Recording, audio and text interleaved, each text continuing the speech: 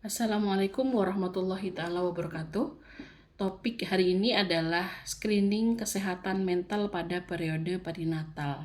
Jadi nanti penekanannya adalah pada instrumen yang akan digunakan. Screening kesehatan mental pada periode perinatal ini menggunakan instrumen terstandar sangat penting untuk mendeteksi dini kondisi seperti depresi dan kecemasan pada ibu hamil dan pasca persalinan. Jadi ada beberapa instrumen di situ penggunaannya, ada Edinburgh Postnatal Depression Scale untuk alat depresi pasca persalinan dan Generalized Anxiety Disorder untuk kecemasan. Screening ini sebaiknya dilakukan secara rutin pada kunjungan prenatal awal, akhir kehamilan, dan saat kunjungan pasca persalinan.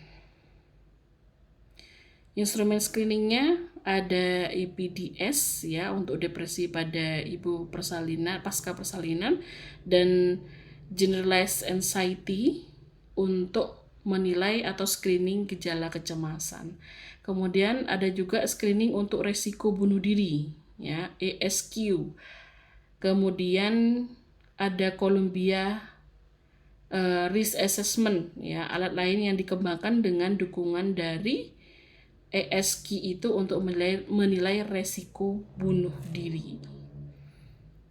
Ya, kapan dan bagaimana screening dilakukan? Waktu screening sebaiknya dilakukan pada beberapa titik ya, kunjungan prenatal awal, akhir kehamilan, dan kunjungan pasca persalinan ya, misalkan pada kunjungan nifas ya KF3 sekitar ke-8 sampai 28 setelah persalinan. Jadi kondisi ini yang memang nanti akan berpengaruh pada psikologi ibu sehingga perlu dilakukan deteksi dini menggunakan instrumen yang sudah disebutkan tadi. Pelaksanaan screening dapat dilakukan melalui formulir kertas atau elektronik. Ya, jadi formulirnya bisa di print kemudian dilakukan pengisian atau mungkin sudah ada dalam bentuk file sehingga pengisiannya nanti lebih mudah di situ. Ya. Untuk pentingnya screening ya jelas untuk mendeteksi dini. Yang kedua mencegah dampak buruk, kemudian akses ke penanganan. Untuk mendeteksi dini itu membantu mengidentifikasi kondisi kesehatan mental yang mungkin terabaikan dalam pemeriksaan fisik rutin. Untuk pencegahan dampak buruk, gangguan mental pada periode perinatal dapat berdampak negatif pada ibu dan bayi, sehingga screening dini penting untuk mencegah komplikasi lebih lanjut.